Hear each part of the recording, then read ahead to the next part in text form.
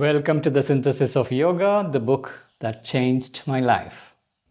For those who are new, we are reading Sri Aurobindo's book, The Synthesis of Yoga, the book that distilled the wisdom of all yogic traditions of India and gave us integral yoga of evolutionary transformation of human nature. Not just liberation, but transformation. And we have now reached the 11th chapter of part 1, which is about the yoga of divine works. And this chapter is about the master of the work. And in our last episode, which was 119, we read about when you transcend, when you erase, when you remove the egoism of the instrument, there is further step to be taken where not just the veil of ego is removed, the veil of nature is to be removed, and there is a movement beyond the triple lower nature, mental, vital, physical layers, and opening to the divine Shakti above in the higher nature. And in that there is a widening movement as well as an ascending movement. And that is necessary to actually bring a transformation, a perfection into our instrumental nature. Otherwise, even when there is a spiritualization of our layers, it is insufficient to perfect the instruments. There is a supramental force, a plane, and its consciousness that is required to be brought down in order to bring the freedom and perfection of our divine super nature. There is a transcendent aspect of the divine that has to be brought down into action here in time and space. So now we are moving on to episode 120. Starting with paragraph 19, you will find the link to this chapter in the description. Let's enjoy reading. And the very act of reading is our sadhana. It is through reading we are immersing in Sri Aurobindo's light and force so that it can work through us and transform us.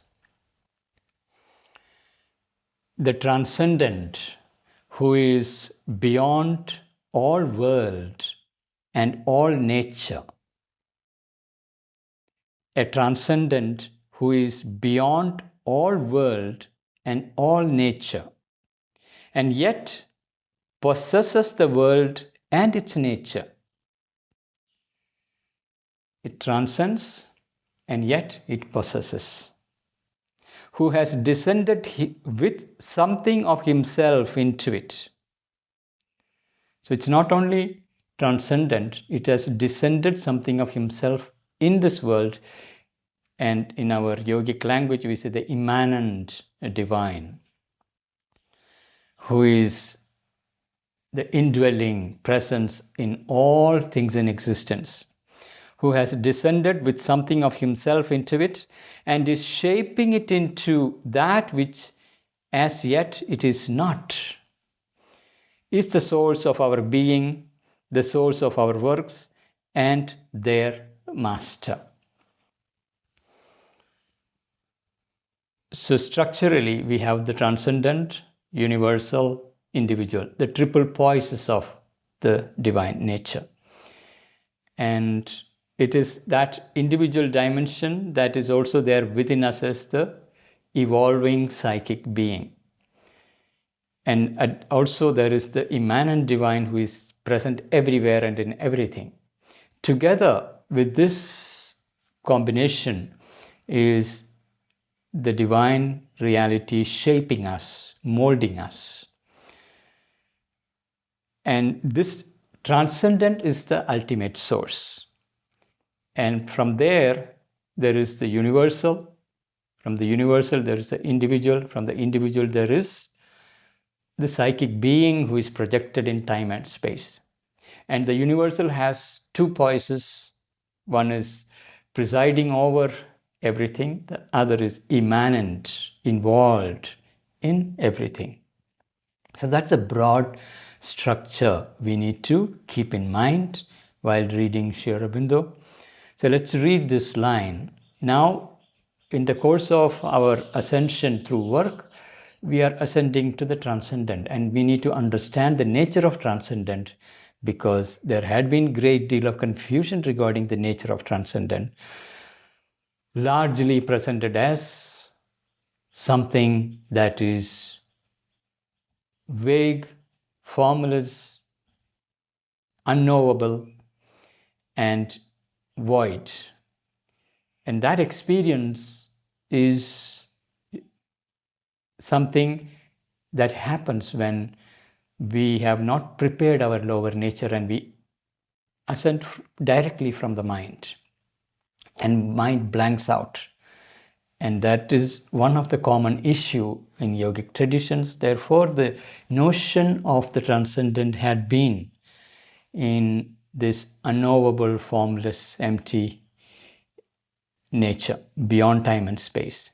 Whereas here, Sri Aurobindo is giving us the yoga of divine works, through which in dynamic action through thought, mind, life and body, through all its activities, and surrendering, consecrating, and surrendering to the action of the divine Shakti, who will expand us, uplift us, transform the nature, perfect the nature. In that, there is a widening and an ascension, and there is an ascension beyond the lower triple planes, mental, vital, physical, into the supernature, supramental and transcendent. And that's where this experience and perspective of the transcendent come into picture. Otherwise, it will not be accessible. A transcendent who is beyond all world and all nature, and yet possesses the world and its nature, who has descended with something of himself into it and is shaping it into that which as yet it is not. So here is that shaping. That shaping is an evolutionary shaping. The transcendent has descended here into this manifestation. It transcends, at the same time it possesses, it has descended, and it is shaping. And there is an evolutionary shaping that is happening. And what has not yet manifested in nature, the transcendent can bring in. So it's shaping into that which as yet it is not. This manifest world, what it is not yet expressed, the transcendent is working its way through to express it. Is the source of our being, the source of our works, and their master. Ultimately, it is this transcendent that is the source as well as the master of our being, our works. But the seat of the transcendent consciousness is above. So this whole language of above, below, around, this is centered, seen from the human perspective. Within the human body, there is a vertical hierarchy. Mind is in the upper region, the vital is in the central, and physical is below. And above the mind, there are ranges, spiritual ranges of the mind above, and all the way to the transcendent. Below is all the way down to the inconscient. That's the overall structure of consciousness. But the seat of the transcendent consciousness is above, in an absoluteness of divine existence. And there too is the absolute power, truth, bliss of the eternal. So in the transcendent, there is the absolute power, truth, bliss of the eternal. It is the Sat Chit Ananda of the Upanishads. There too is the absolute power, truth, bliss of the eternal, of which our mentality can form no conception Now, here is our human difficulty. Our mind is an instrument of ignorance, struggling and groping in the dark, putting pieces together and trying to knit a picture. And it cannot have any conception of this transcendent existence of Satchit Ananda, power, truth, bliss of the eternal. Our human mentality cannot know it, and of which even our greatest spiritual experience is only a diminished reflection in the spiritualized mind and heart, a faint shadow, a thin derivative. So historically, we have had many yogins, sages, saints, who have opened themselves to the ranges of the mind above. And there are spiritual ranges of the mind above. And even the heart can be opened up, spiritualizing the mind, spiritualizing the heart. Even that, according to Sri Aurobindo's exploration, is still not that realization of the Satchidananda. It is a diminished reflection in the spiritualized mind and heart, something that is a faint shadow, a thin derivative. The full glory of Satchidananda cannot express itself even in the spiritualized mind and heart. There is a difficulty there. And now this dimension is not sufficiently explored, articulated by various schools, teachers, and it is a whole new dimension Sri Aurobindo is bringing in. Therefore, we need to pay detailed attention to it. But the seat of the transcendent consciousness is above, is an absoluteness of divine existence. And there too is the absolute power, truth, bliss of the eternal, of which our mentality can form no conception, and of which even our greatest spiritual experience is only a diminished reflection in the spiritualized mind and heart, a faint shadow, a thin derivative. Yet, proceeding from it, there is a sort of golden corona of light, power, bliss, and truth. A divine truth consciousness, as the ancient mystics called it, a supermind, a gnosis, with which this world of a lesser consciousness proceeding by ignorance is in secret relation, and which alone maintains it and prevents it from falling into a disintegrated chaos. So this is the broad structure. There is a higher nature and a lower nature. Higher nature is of the Sat Chit Ananda. Lower nature is mental, vital, physical. And this lower nature is in ignorance. And the link between the upper hemisphere and lower hemisphere, the higher nature and lower hemisphere, is what he is referring here as a golden, the supermind, golden corona of light, power, bliss, and truth, a divine truth consciousness, as the ancient mystics called it, a supermind, a gnosis. In the Vedas, it was referred to as the Satyam Ritam Brihat, or the fourth Vyahriti, and the Upanishads, they refer to it as the Vijnana, and Puranas refer to it as the Mahas. So these are ancient terms, but the understanding of these terms, for example, Vijnana, has been largely lost, and it is translated into terms of lower nature. Whereas supermind is something that is really the link, the secret link between the Satchidananda above and the manifest world here. And the manifest world is secretly in relationship with the supermind because that is the creator. It is the dynamic power that creates the worlds, and it is of the nature of truth consciousness. And Sri Aurobindo uses the word capital T, capital C, truth consciousness. One word with hyphen.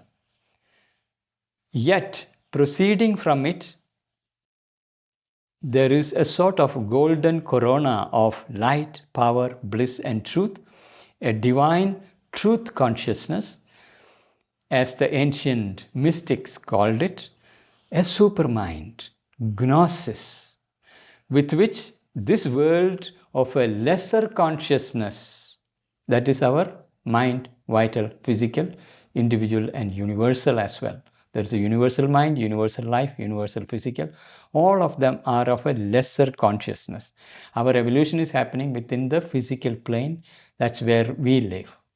And our individual bodies are constructed, but we secretly, there is a relationship with all this that is above.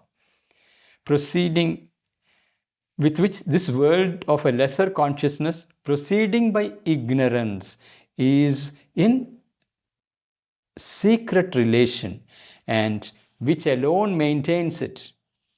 So it is the supermind that maintains these triple lower worlds and prevents it from falling into a disintegrated chaos. This multiplicity that is coherent and evolving towards divine possibilities, it is held together by this divine supermind. And this discovery and this articulation, which was known during the Vedic period, it was known during the Upanishads, but later this was largely lost. And that's something that Sri Aurobindo rediscovers, rearticulates, brings to sharp focus. The powers we are now satisfied to call gnosis, intuition, or illumination are only fainter lights, of which that is the full and flaming source. And between the highest human intelligence and it, there lie many levels of ascending consciousness, highest mental or overmental, which we would have to conquer before we arrived there or could bring down its greatness and glory here. So between this supermind, gnosis, truth consciousness, and our human mind, there are ranges that needs to be conquered. And in our earlier chapters, Sri Aurobindo gave us some brief overview into it. Just above the mind, there was higher mind, then illumined mind, intuition, and overmind. And it is beyond overmind comes supermind. And this mapping is a very original contribution of Sri Aurobindo, a detailed mapping of the planes that are right above our normal human mentality. And it is accessing these planes, the spiritual development unfolds by accessing these planes. But there is a hierarchy of these planes above, and this is something we need to be very conscious and aware of, that a first opening to the upper region does not mean we have arrived at the supermind or the highest possibility. So the powers we are now satisfied to call gnosis, intuition, or illumination, because since there is no clear mapping of these higher ranges in a detailed understanding, we tend to collapse everything into a simple vocabulary and call everything that is above as gnosis, intuition, or illumination. But they are only fainter lights, of which that is the full and flaming source. That means the supermind is the flaming source. And between the highest human intelligence and it, So between the human intelligence, that is our thinking mind, is our highest capacity, and there lie many levels of ascending consciousness. Highest mental or over mental, that is the highest of the mental range, over mental, which we would have to conquer before we arrived there, or could bring down its greatness and glory here. So this systematic ascension through the ranges of spiritual mind above is necessary before we can arrive at the supermind and bring down its glory, its powers. Yet, however difficult that ascent, that victory, is the destiny of the human spirit. Now, here is where we get the purpose of life, purpose of evolution itself. There is an evolutionary transformation happening on earth, and this evolution has a purpose, a directionality, and this direction is essentially moving towards discovery of supermind and bringing down of the supermind, manifestation of supermind here on earth consciousness. This is the original contribution, original insight, vision Sri Aurobindo has given to the world. There is an evolutionary crisis humanity is going through, and this crisis is the crisis of supramental manifestation on earth, and it is the destiny of human life here. So yet, however difficult that ascent, that victory is the destiny of the human spirit. We are destined to bring that down. And that luminous descent or bringing down of the divine truth is the inevitable term of the troubled evolution of the earth nature, the troubled evolution. There is this long journey of evolution on earth. We have the evidence of the fossils from the ancient past, millions of years. Many times nature has fleshed out a large number of species. There was mass extinctions in the past. Nature had been laboring, creating more and more perfect life forms that is capable of expressing increasingly higher levels of complexity. And we, the humans, are the last prototype she has made. And we are not the last in the journey. There is a further evolution for supermind to manifest here, and we are the laboratory through which nature is working her evolutionary process, and that is a troubled evolutionary process. And we can see the chaos in the world with civilizations rising and falling, because our human species and its evolution is not in isolated individual pockets. There is a collective ascension happening, collective mental evolution happening, and then the collectivity is now being pushed to go beyond the mind. And we can see that our rational intelligence is now seeing its limitations. The kind of complexity that is emerging in the world cannot be dealt with our limited rational intelligence. Yet, however difficult that ascent, that victory is the destiny of the human spirit. And that luminous descent or bringing down of the divine truth is the inevitable term of the troubled evolution of the earth nature. That intended consummation is its raison d'être, our culminating state, and explanation of our terrestrial existence. Our reason for existence here on earth, it is this. The great higher ranges of consciousness, the supramental, is in the process of manifesting, and we are the vehicles through which nature is attempting to bring it here in this terrestrial material existence. That is the very reason for our existence, the very reason for evolution on earth and our emergence in the material nature. We are the laboratory, the vehicles, the instruments of nature. So let's read that full line. Yet, however difficult that ascent, that victory is the destiny of the human spirit, and that luminous descent or bringing down of the divine truth is the inevitable term of the troubled evolution of earth nature. That intended consummation is its raison d'etre, our culminating state and explanation of our terrestrial existence.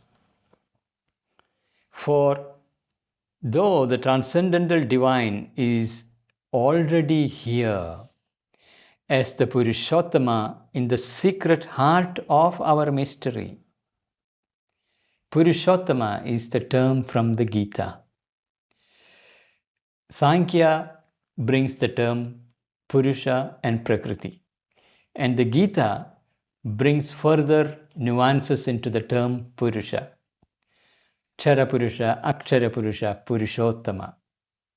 Purushottama is the one who doesn't decay, it's eternal, who is secret heart of our mystery. Our life is a mystery here on the planet, and very secret of this mystery is Purushottama, discovering of the Purushottama and expression of the Purushottama here. For though the transcendental divine is already here as the Purushottama in the secret heart of our mystery, he is veiled by many coats and disguises of his magic worldwide Yoga Maya. Yoga Maya. Here is Maya's another flavor. There is a generic term yoga, term Maya, and then there is another term Yoga Maya, where she is the conscious veiling power, creative power. So it is his magic worldwide Yoga Maya. It is Purushottama's Yoga Maya, who veils himself, wraps himself through various veils and hides.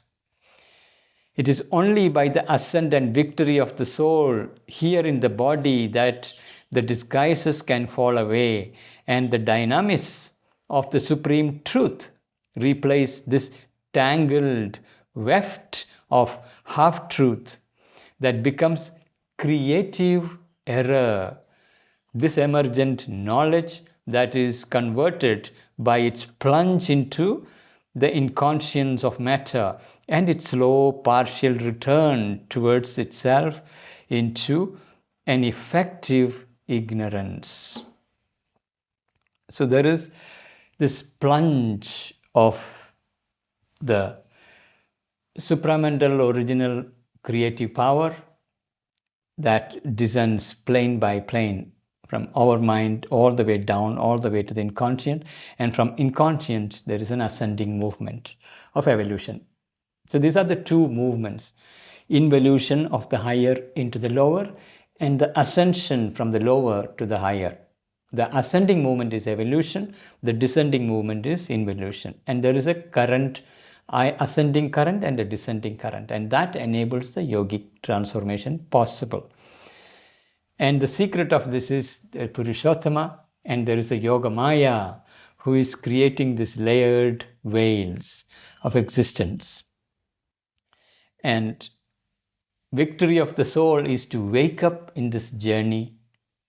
Remember that this is a world game in which the soul is involved, and you wake up and realize that there is a higher possibility. Something in you remembers. That is the soul within.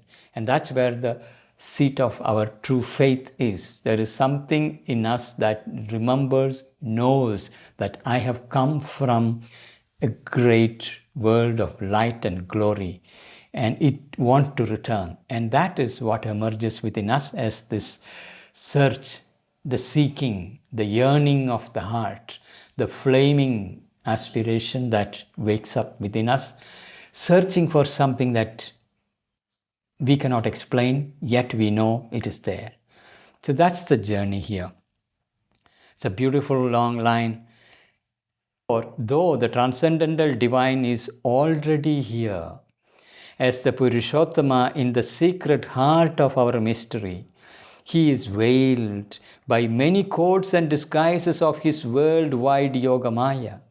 It is only by the ascent and victory of the soul here in the body, that the disguises can fall away and the dynamics of the supreme truth replace this tangled weft of half-truth. That becomes creative error. This emergent knowledge that is converted by its plunge into the inconscience of matter and its slow partial return towards itself into an effective ignorance. So ignorance is that avidya, and the very foundation of it is the inconscient, a complete loss of all awareness. From there it's slowly building up. It built matter, it built life, now it is building mind, and now beyond mind it is opening to supramental ranges. In that is where it is caught in this ignorance, and there is a half-truth and a creative error through which it is stumbling its way back. And that growth is what we are consciously becoming aware of. For here in the world, though the gnosis is there secretly behind existence, what acts is not the gnosis, but a magic of knowledge ignorance, an incalculable yet apparently mechanical overmind Maya. Overmind Maya. Overmind is the seat of Maya. Supermind is where the truth consciousness lives in its glory. From there, in its descending movement towards creation, there is first downward plunge is overmind, and that's where the overmind Maya, the term overmind Maya, the creative power of overmind is overmind Maya, which is the beginning. And from there it progressively become increasing ignorance. And there is a knowledge ignorance, a combination of knowledge and ignorance. As it plunges downward, it becomes increasingly narrow, fragmented, isolated. And by the time it reaches our human mind, it is a tiny little reflected portion. For here in the world, though the gnosis is there secretly behind existence, what acts is not the gnosis but a magic of knowledge ignorance. So though gnosis is behind, but it cannot act. What is acting is the magic of knowledge ignorance, an incalculable yet apparently mechanical overmind Maya. There is a mathematical precision with which systems and processes of creative flow and rhythms creates the world, and there is a mechanism of it, and there is a chain of sequencing of the creative flow down to the last detail of the manifestation of subatomic particles, atoms, molecules, cells. There is a rhythm and process of the greater light and glory, and progressively diminishing as it gets wrapped into tiniest packets. And it has a mechanical sequencing all the way down to the materialization. So here in the world, though the gnosis is there secretly behind existence, what acts is not the gnosis, but a magic of knowledge ignorance, an incalculable yet apparently mechanical overmind Maya. So this overmind Maya is incalculable. It is beyond the possibility of calculation. It is the logic of the infinity. Yet there is certain mechanical sequencing through which it is unfolding. And what we do as science is mapping the processes of nature. and finding the mathematical order behind it, mathematical process behind it, numerical rhythms and flows and series of transformation. And that's what we try to map, but the totality is incalculable. The divine appears to us here in one view as an equal, inactive, and impersonal witness spirit. Impersonal witness spirit. This is one of the views of the divine. When we begin to explore, we encounter this particular poise of the divine, an impersonal witness spirit behind all things. This is discoverable, this is experienced. Many yogins have reported they have experienced this impersonal witness spirit. This is one of the appearances, one of the experiences. So the divine appears to us here in one view as an equal, inactive, and impersonal. It is inactive. It doesn't act, it is just witnessing. It is not controlling anything. It is just witnessing, and it is equal to every happening. Good, bad, ugly, it doesn't judge nothing. It is just witnessing. This is one of the view. An immobile, consenting Purusha. So this is Sankhya term, Purusha. Immobile, consenting Purusha, who is just consenting to the actions of the Prakriti. Not bound by quality or space or time. So this Purusha is unbound. It is beyond time and space. It is unbound by quality or space or time. So quality, there are qualities in the manifest world. Heaviness, lightness, color, strength, rigidity, softness, liquidity, gaseousness, various qualities. None of that binds the Purusha. Not bound by quality or space or time. Whose support or sanction is given impartially to play of all action and energies, which the transcendent will has once permitted and authorized to fulfill themselves in the cosmos. So the transcendent will has permitted and authorized certain movement to fulfill itself in the manifest worlds. It has been sanctioned by the transcendent, and this witness Purusha is only witnessing it.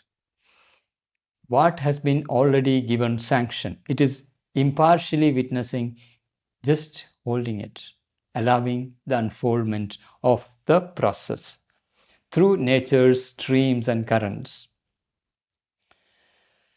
The divine appears to us here in one view as an equal, inactive, and impersonal witness spirit, an immobile, consenting Purusha, not bound by quality or space or time, whose support or sanction is given impartially to the play of all action and energies, which the transcendent will has once permitted and authorized to fulfill themselves in the cosmos.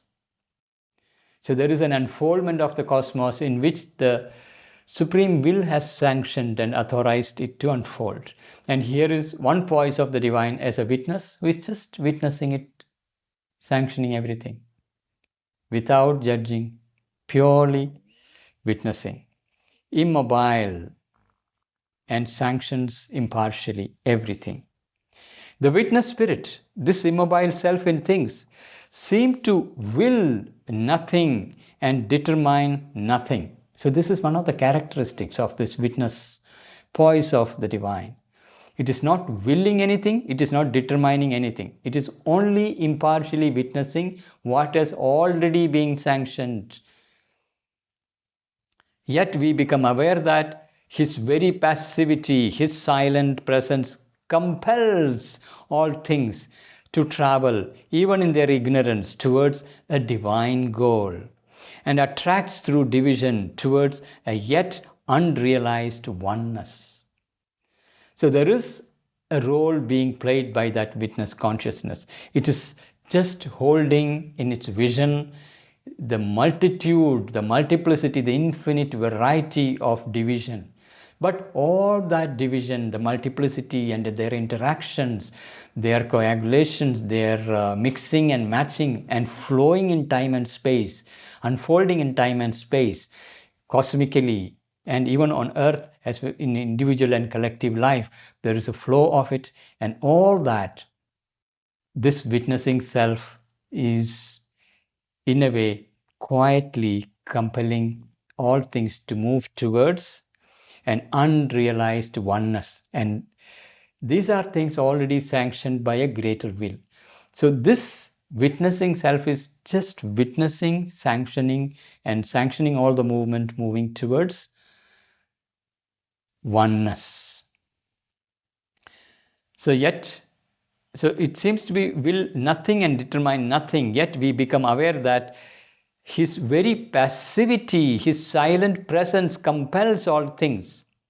Just like a magnetic field, the very presence of the magnetic field organizes the fine iron filings into a beautiful pattern around the magnet. The field is not doing anything. It just is holding the presence. Very passivity, his silent presence compels all things to travel even in their ignorance towards a divine goal, and attracts through division towards a yet unrealized oneness. Yet unrealized oneness. There is an evolutionary destiny of oneness towards which things are moving. It is unrealized. And this field of this pure witness is gently nudging and compelling all the diversity and divisions move towards their unrealized oneness. Yet no supreme, infallible divine will seem to be there. Only a widely deployed cosmic energy or a mechanical executive process, Prakriti. So there is a cosmic energy that is widely deployed, and there is a mechanical executive process that is Prakriti. Prakriti with her triple modes that we have already studied in our last chapter. Sattva, Rajas, Tamas, these are her triple modes, and they are mechanically operating, and there is an energy animating everything. So on one side there is a mechanism, and then there is this mechanism being animated by a widely deployed cosmic energy. So this witness is just upholding everything, allowing all this to unfold. So yet no supreme, infallible divine will seem to be there. Only a widely deployed cosmic energy or a mechanical executive process, Prakriti. Prakriti is the mechanical process of execution, of expression. This is one side of the cosmic self.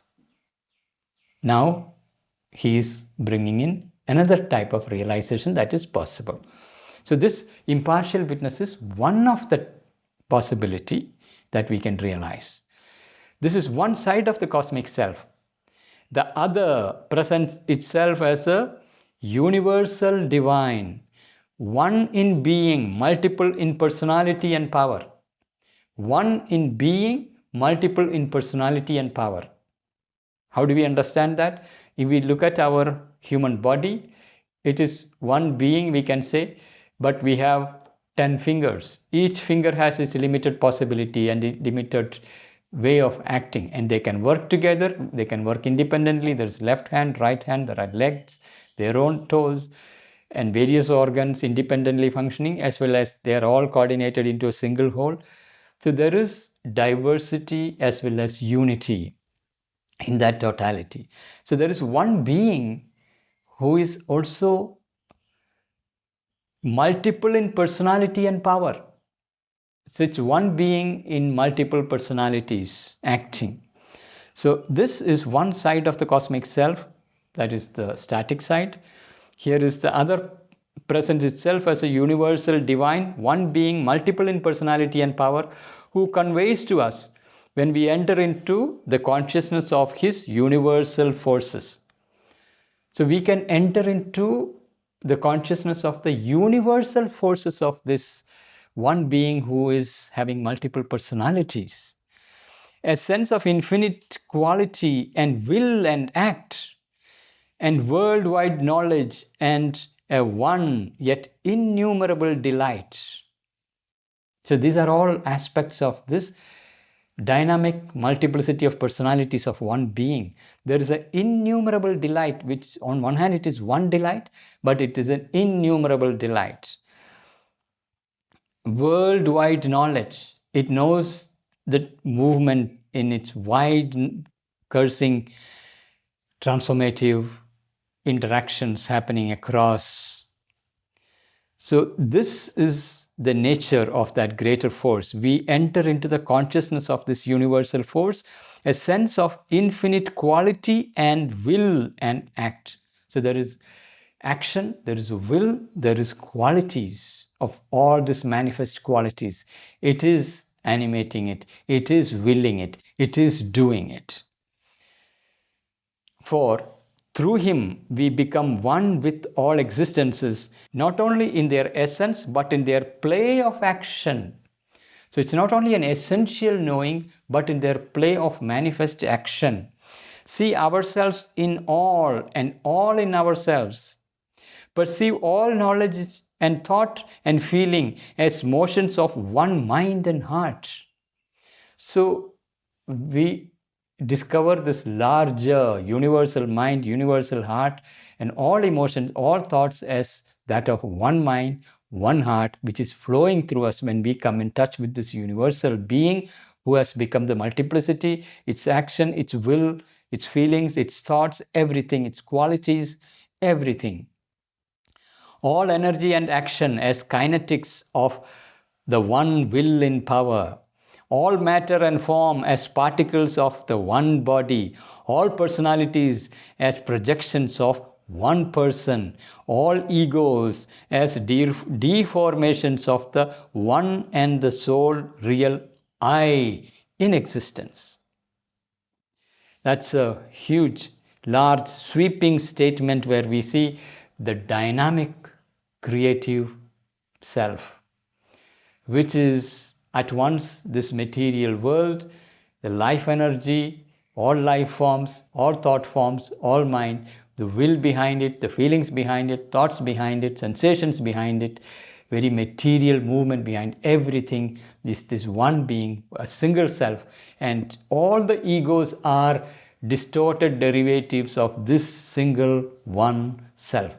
And this is experience. So here it is not the formless existence, but the totality of existence embraced in its cosmic experience, cosmic embrace, a dynamic embrace. And this picture, let's read this long sentence in one sweeping flow of Sri Aurobindo's vision and perception. And that's how we expand our mind, our brain's capacity to hold the big picture. And he's giving it as a single one sentence, divided by commas and semicolons, but it's one sentence. Let me read that. The sweep of the statement, sweep of the line. This is one side of the cosmic self. The other presents itself as a universal divine, one in being, multiple in personality and power, who conveys to us, when we enter into the consciousness of his universal forces, a sense of the infinite quality and will and act, and worldwide knowledge, and a one yet innumerable delight. For through him we become one with all existences, not only in their essence, but in their play and action. See ourselves in all and all in ourselves. Perceive all knowledge and thought and feeling as motions of one mind and heart.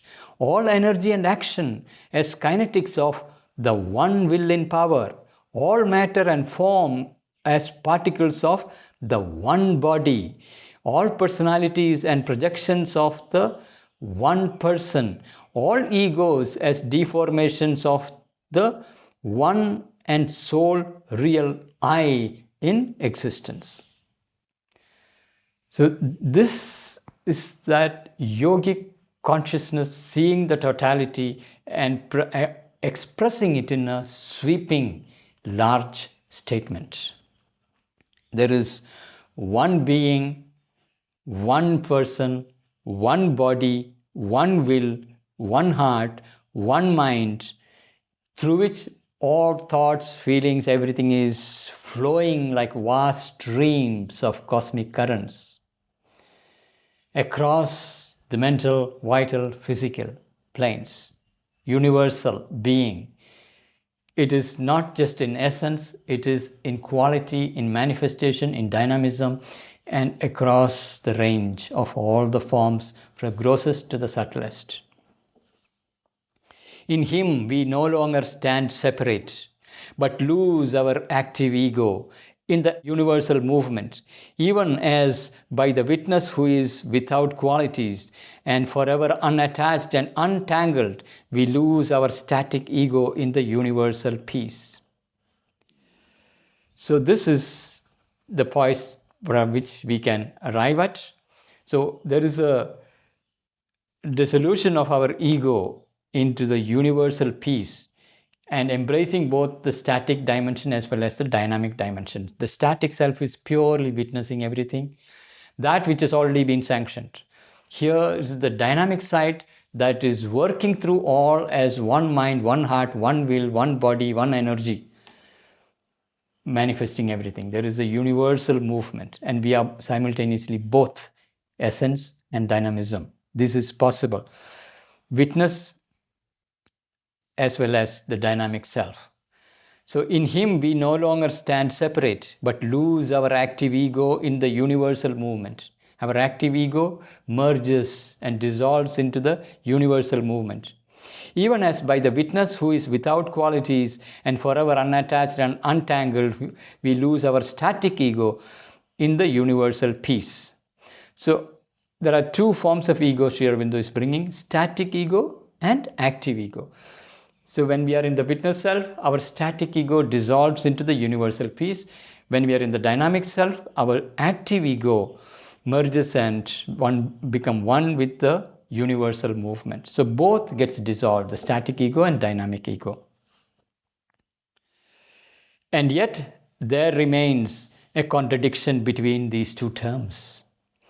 The aloof divine silence and the all-embracing divine action, which we may heal in ourselves in a certain manner, in a certain high degree, which seems to us complete, yet it is not complete because it cannot altogether transform and conquer. Even these two voices are insufficient. There is something more that he is bringing in. So, and yet there remains a contradiction between these two terms, the static and dynamic. There seems to be some contradiction here. The aloof divine silence and the all-embracing divine action. How to reconcile the two, which we may heal in ourselves in certain manner, in a certain high degree, which seem to us complete, yet it is not complete because it cannot altogether transform and conquer. So there is an issue of transformation of nature and the conquest of nature, a totality. There we are not yet there. A universal peace, light, power, bliss is ours, but its effective expression is not that of the truth consciousness, the divine gnosis, but still, though wonderfully freed, uplifted and illumined, supports only the present self-expression of the cosmic spirit. Cosmic spirit has already sanctioned.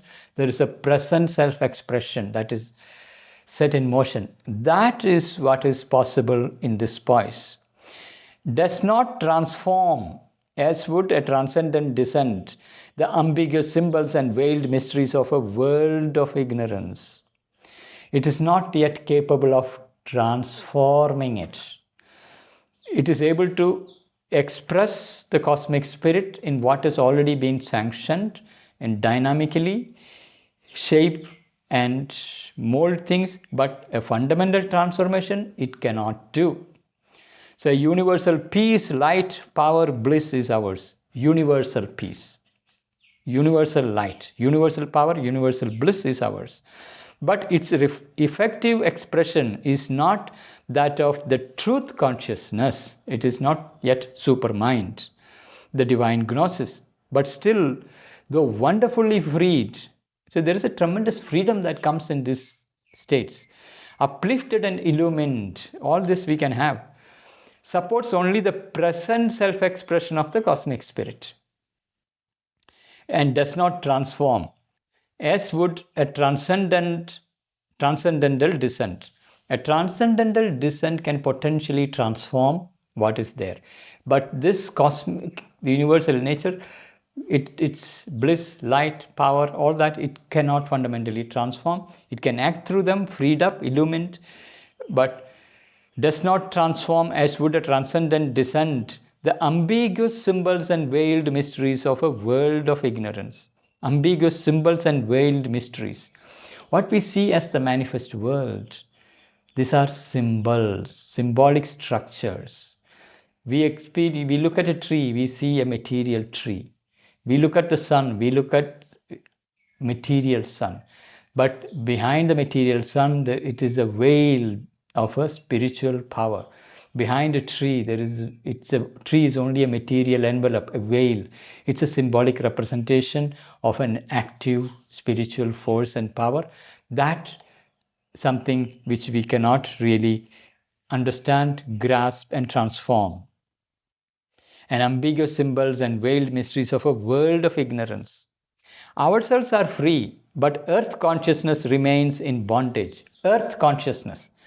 Earth is an evolving being, and earth consciousness is an evolutionary matrix, and that remains in bondage. Individually, we may be transforming liberated, but earth consciousness remains. Ourselves are free, but earth consciousness remains in bondage. What is permitted already on earth, that we can play with, not a fundamental transformation of earth consciousness. Here is the challenge.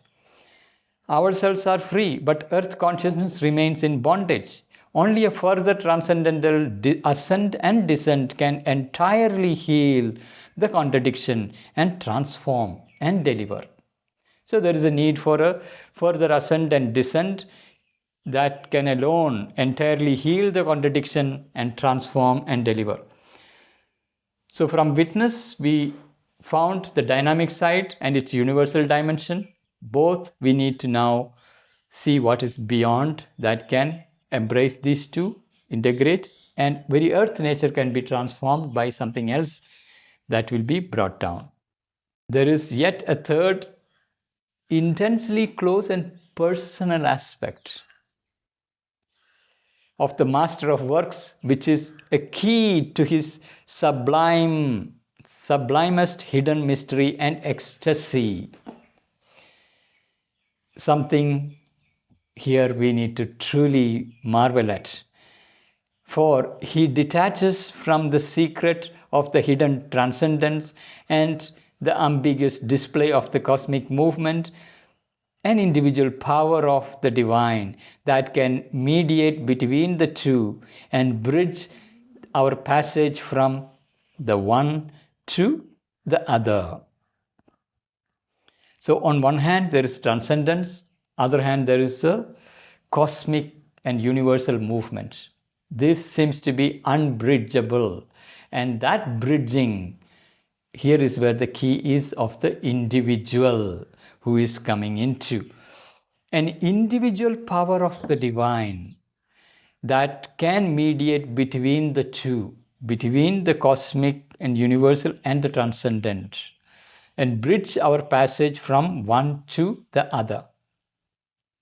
This is the key that we need to deeply understand. The individual poise of the divine who bridges the universal and transcendent. For there is yet a third, intensely close and personal aspect. Here is where the close and personality come into picture. intensely close and personal aspect of the master of works, which is a key to his sublimest hidden mystery and ecstasy. For he detaches from the secret of the hidden transcendence. Here is where he's coming out from the hidden transcendence. He detaches from the secret of the hidden transcendence and the ambiguous display of the cosmic movement, an individual power of the divine that can mediate between the two and bridge our passage from one to other. In this aspect, the transcendent and universal person, in this aspect, the transcendent and universal person of the divine conforms itself to our individualized personality. Our individualized personality. What a discovery. It is not our abolition of our personality. There is a discovery of our true personality into which the transcendent and universal person is conforming itself into our individualized personality and accept a personal relation with us, at once identified with us as our supreme self, and yet close and different as our master, friend, lover, teacher, our father and our mother, our playmate in the great world game, who has disguised himself throughout as friend and enemy, helper and opponent, and in all relations and in all workings that affect us, has led our step towards our perfection and our release. This intimate personal relationship with the divine, this is the mystery of mysteries. This is what we need to discover. We have seen the static witness self, we have seen the universal self, and we have also glimpsed the transcendent. And what connects is this individual dimension where divine is consenting to be individual person within us. In this aspect, the transcendent and universal person of the divine conforms itself to our individualized personality. Now, this individualized personality is not the ego individualization, but the true individual that we discover. On one side of the true individuality is the psychic being emerging from below, who is nothing but a delegate of the Jivatman above, the central being above. That is the individual personality, true personality of our being. So the divine reveals as that Jivatman, in which the conforms itself to our individualized personality and accept a personal relationship with us, at once identified with us as our supreme self and yet close and different. So there is this dual poise it takes, at once identified with us as our supreme self and yet close and different as our master, friend, lover, teacher, our father and our mother, our playmate in the world game, the Leela. The world is a game, the Leela, in which we have a playmate who is at once a father and mother, who is a teacher, who is a lover, a friend, a master, Sakha, who is there for us always. And a very deep, intimate, personal relationship is possible, who has disguised himself throughout as a friend and enemy. So what appears as enemy and friend, both are masks of the same one being. Helper and opponent, all the opposition that we face, all the help that we receive, these are all two hands of the same being. And in all relations and in all workings that affect us, we do not exist in isolation, we exist in relationship. And all relationships that affect us, all workings that affect us, through all of them, it is this one supreme being who is acting. has led our steps towards our perfection and our release, who had been shaping, molding, leading our growth, preparing for our release and our perfection. We discover the Supreme as lover, beloved, friend, father, mother, playmate. This is the most amazing discovery we can arrive at in the inner journey. Let's read this line once again. It's a beautiful vision. This aspect, the transcendent and universal person of the divine, conforms itself to our individualized personality and accepts a personal relationship with us, at once identified with us as our supreme self and yet close and different as our master, friend, lover, teacher, our father, our mother, our playmate in the great world game, who has disguised himself throughout as friend and enemy, helper and opponent, and in all relations and in all workings that affect us, has led our steps towards our perfection and our release. This is the master of the game, and we are one with that master. And there are so many aspects of the master we can discover. Pure universal witness who is not doing anything, immobile, that's one aspect.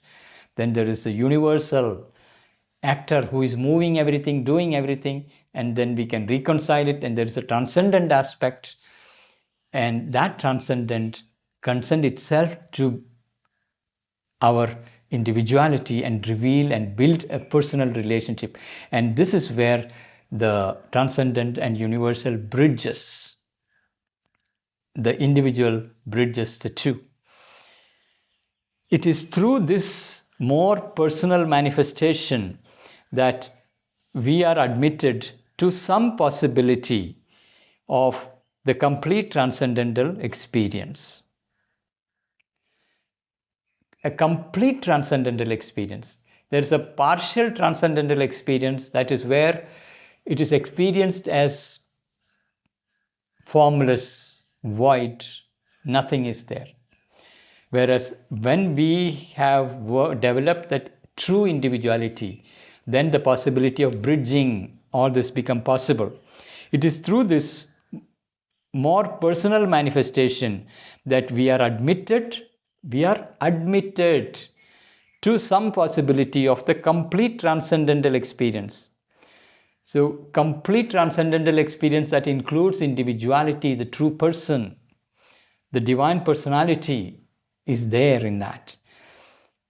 Or in him we meet the one, not merely in a liberated calm and peace, not merely with a passive or active submission in our works, or through the mystery of union with a universal knowledge and power filling and guiding us, but with an ecstasy of divine love and divine delight that shoots up beyond silent witness and active world power to some positive divination of a greater beatific secret.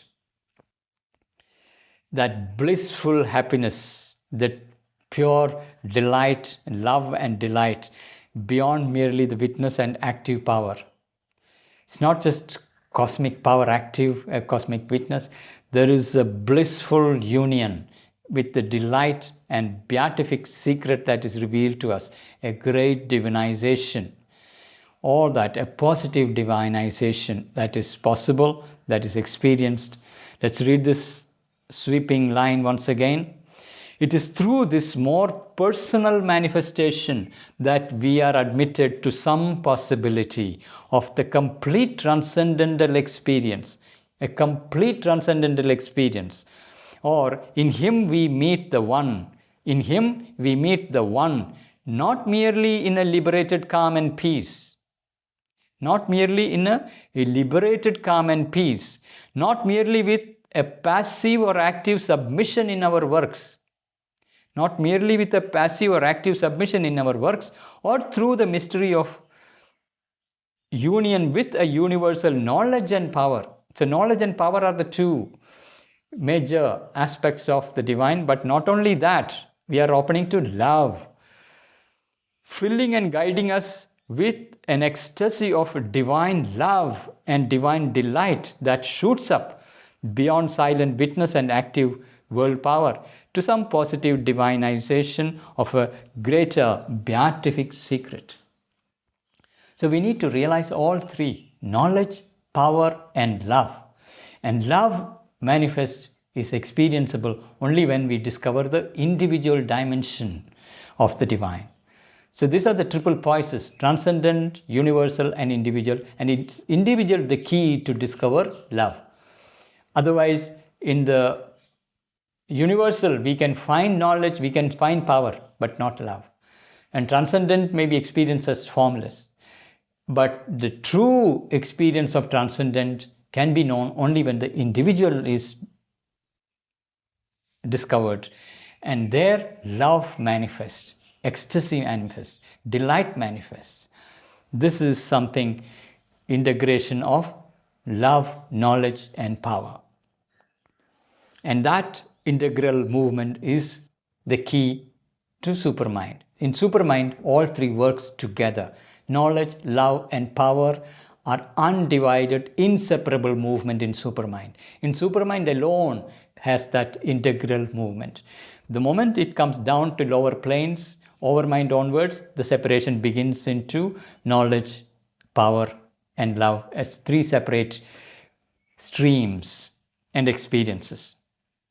If it is not so much knowledge leading to some ineffable absolute, not so much works lifting us beyond world process to the originating supreme knowledge and supreme knower and master, but rather this thing most intimate to us, yet at present most obscure, which keeps for us wrapped in its passionate veil, the deep and rapturous secret of the transcendent Godhead and some absolute positiveness of its perfect being, its all concentrating bliss, its mystic Ananda, the delight dimension, mystic Ananda, all concentrating bliss. These are the things to be discovered. That is the secret. That's where the Upanishads would say, from bliss everything is born, in bliss everything is sustained, and everything returns to bliss. That discovery, and that requires the discovery of the individual dimension. For it is not so much knowledge leading to some ineffable absolute, not so much works lifting us beyond world process.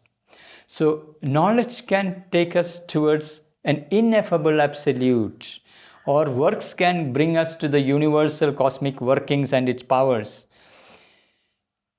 So it is not so much knowledge leading to some ineffable absolute, not so much works lifting us beyond world process to the originating supreme knower and master, but rather this thing most intimate to us, yet at present most obscure. We are not able to relate to this cosmic being, the transcendental being. It is hidden, veiled. At present most obscure, which keeps for us wrapped in its passionate veil, secretly hiding and attracting at the same time, guiding and pushing us through friend and enemy. All that is happening, which keeps us wrapped in its passionate veil, the deep and rapturous secret of the transcendent Godhead, and some absolute positiveness of its perfect being, its all concentrating bliss, its mystic Ananda. The dimension of beauty and delight is what we will be discovering with that. But the individual relation with the divine does not always, or from the beginning, bring into force the widest enlargement or a highest self-exceeding. So there is an individual relationship with the divine. And this relationship need not bring in the very beginning the force or wideness and highest self-exceeding. But the individual relation with the divine does not always or from the beginning bring into force a widest enlargement or a highest self exceeding. At first, this Godhead close to our being or immanent within us can be felt fully only in the scope of our personal nature and experience. That is the first what we can arrive at. At first, this Godhead close to our being or immanent within us. Immanent within us. Isha Vasyam Idam Sarvam. Divine is immanent in all forms. Everywhere it is present. And that is one aspect. At first, this Godhead close to our being or immanent within us can be felt fully only in the scope of our personal nature and experience. A leader and master, a guide and teacher, a friend and lover, or else a spirit, power or presence, constituting and uplifting uplifting our upward and enlarging movement. There is an upward movement, is at the same time an enlarging, widening movement. By the force of his intimate reality, inhabiting the heart. So there is a secret to be discovered in the heart. And this is where the secret dweller, the psychic being as the key player in this whole journey come into picture. Inhabiting the heart or presiding over our nature from above, even our highest intelligence. So presiding over, that is our true self. In the Sanskrit term, the Jivatman presiding over, the central being above. And its portion below, projected into time and space, is our psychic being emerging from below.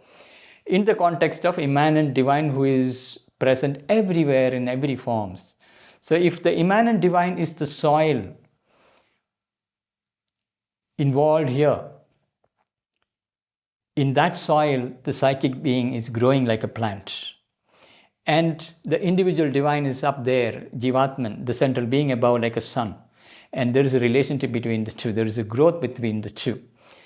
And that's the underlying dynamism behind the evolutionary process that we can discover.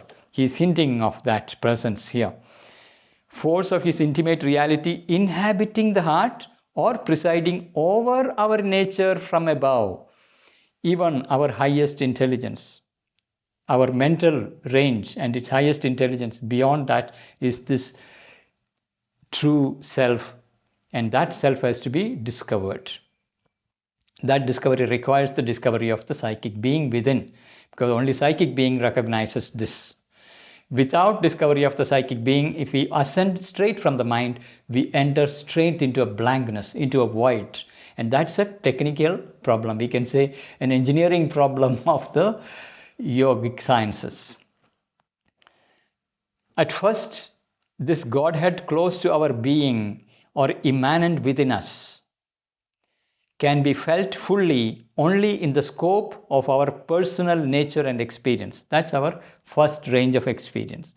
A leader and master, a guide, a teacher, friend, lover, or else spirit, power or presence, constituting and uplifting our upward and enlarging movement by the force of his intimate reality inhabiting the heart or presiding over our nature from above, even our highest intelligence.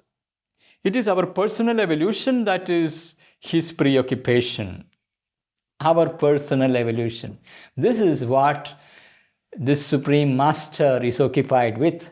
The Master Craftsman is interested in us.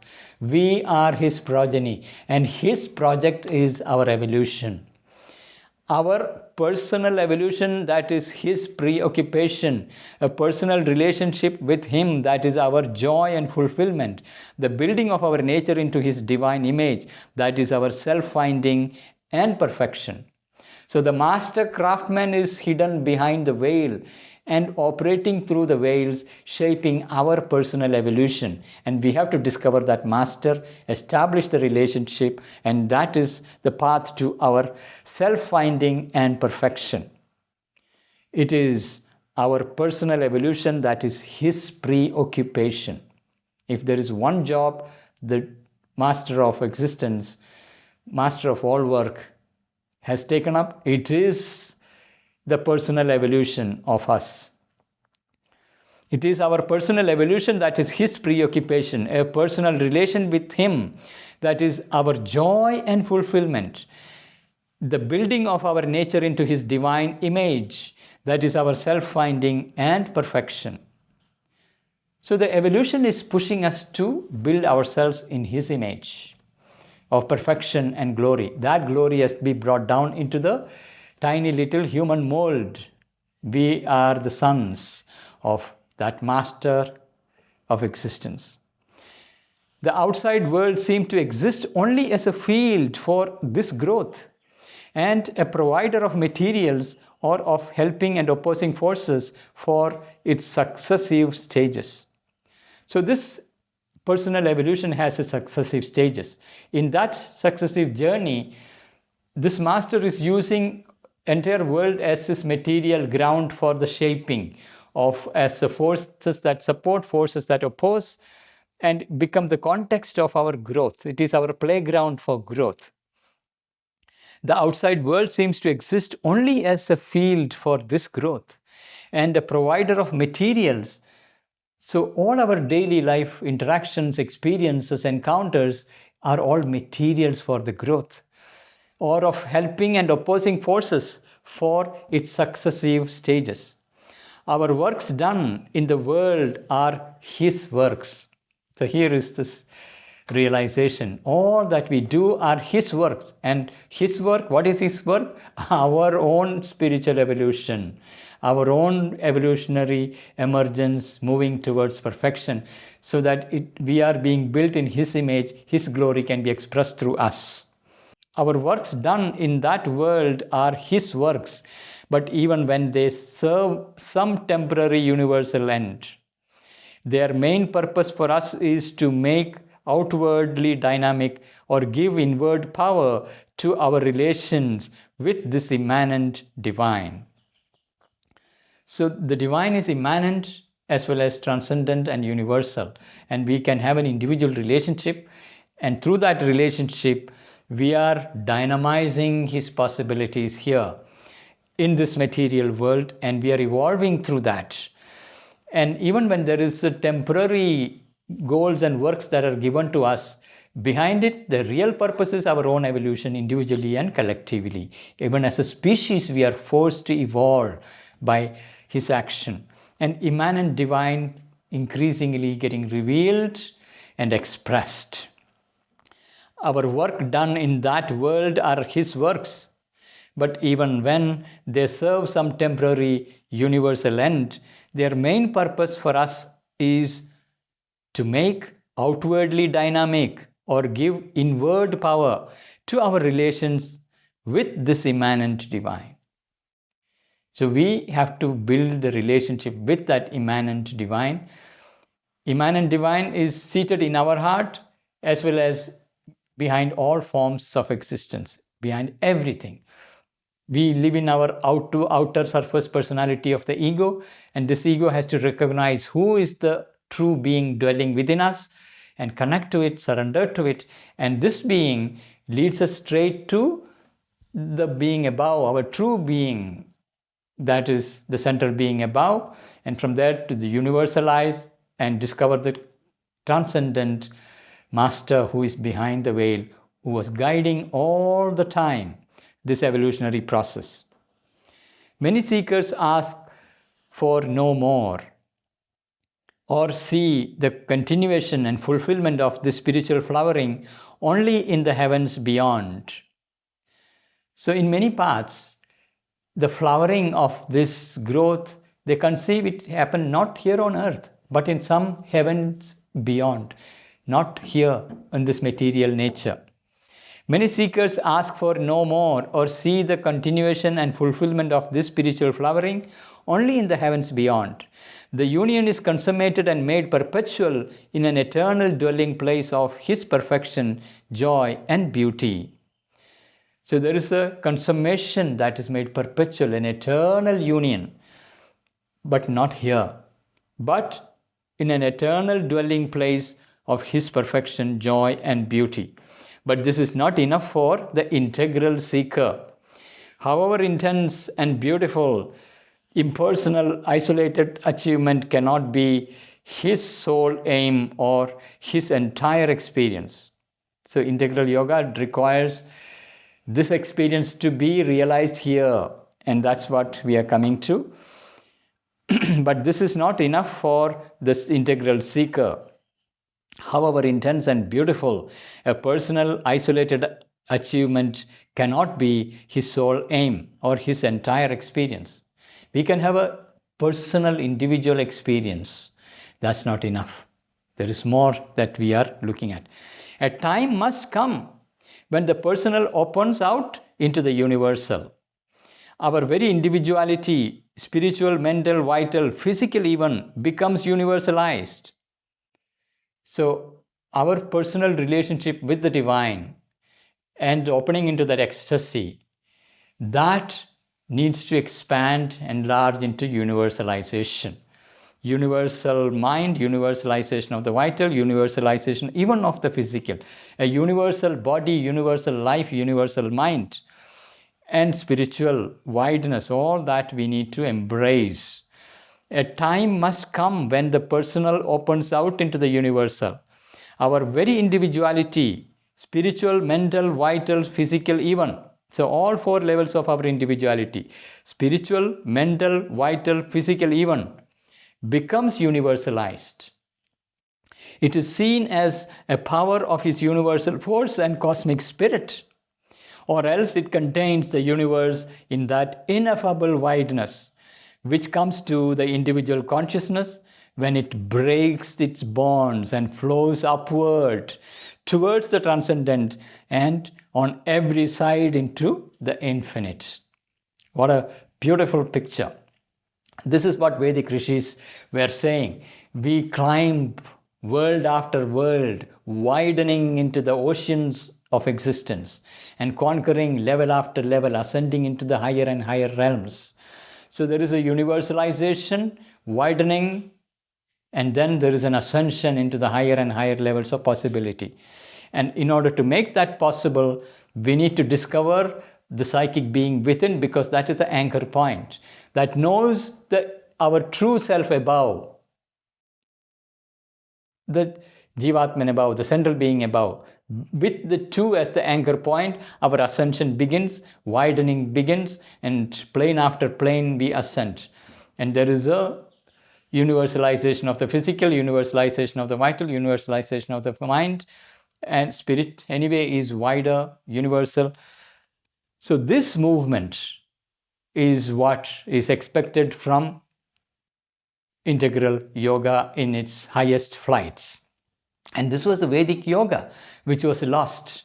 And it became liberation of the individual into the formless infinity.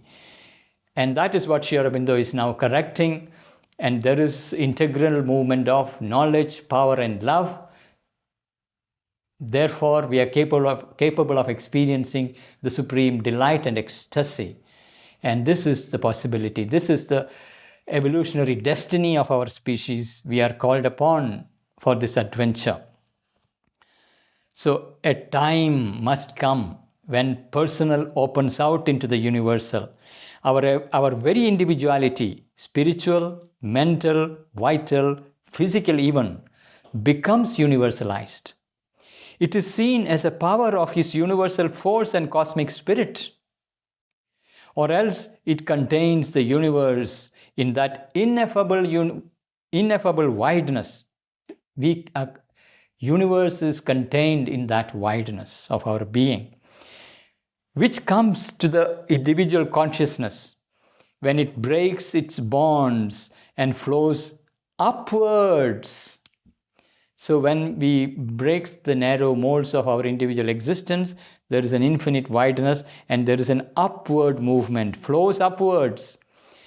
The transcendent, towards the transcendent, and on every side into the infinite. So we are ascending towards the transcendent and on every side into the infinity. infinity and transcendent above. That's the journey with knowledge, love, and power integrated. That is, integral movement is given by Supermind. And that is the transformation.